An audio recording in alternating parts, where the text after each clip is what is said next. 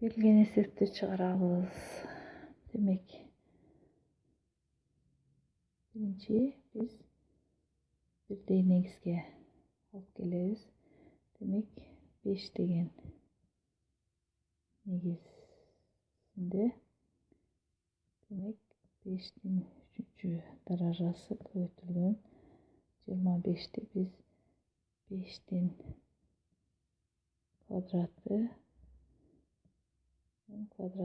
катарында жазсак болот. Бирдей негизге алып келиш үчүн. Демек,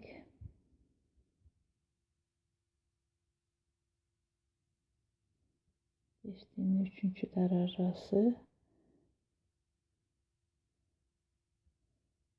көбөйтүлгөн 5'tin 4. darajасы, 5'tin 8. darajасы өзү жазылат. Демек, 5'tin 3. darajасы менен 5'tin 4. darajасы кошулат. Биз билебиз, бирдей негиздеги кошулса 5'tin 7. darajасы, 5'tin 8. darajасы.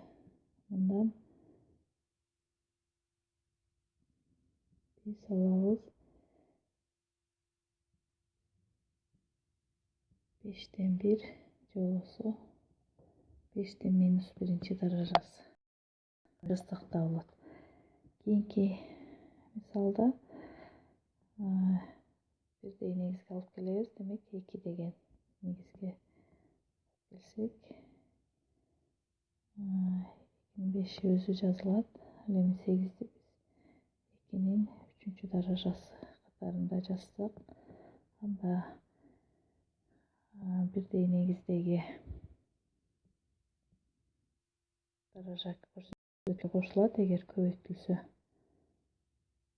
анда 2'nin өзү жазылып, кошсок 2'nin 8. darajасы.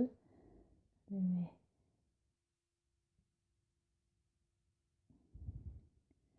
формула боюнча даражалары көбөйтүлөт. Демек, 2'nin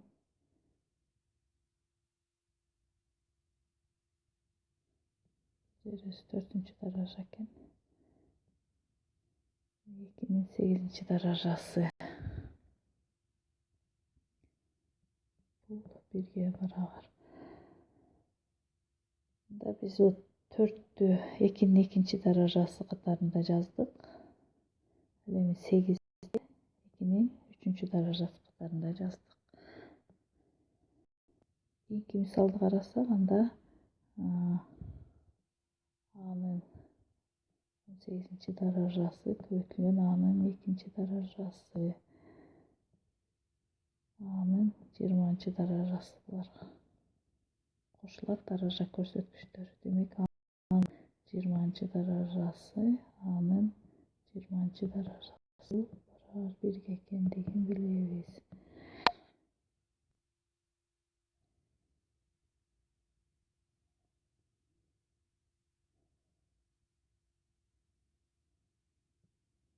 Мисал чыгарууда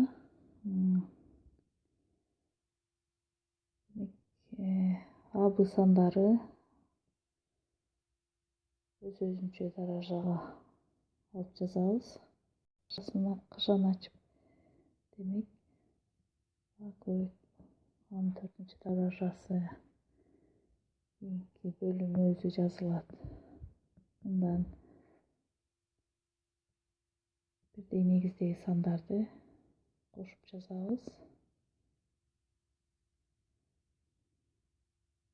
Кошуп жазсак, анда a'нын 7. darajасы, b'нын 3. darajасы, a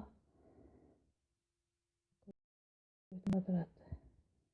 Мындан келип чыгат.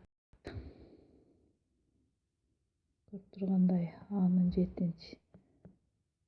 darajасы бул a'нын 6. darajасы. Ал эми b'нын 3. даражасын b'нын 2. даражасына бөлсөк, негиздери бирдей, даража көрсөткүчтөрү кемитилет.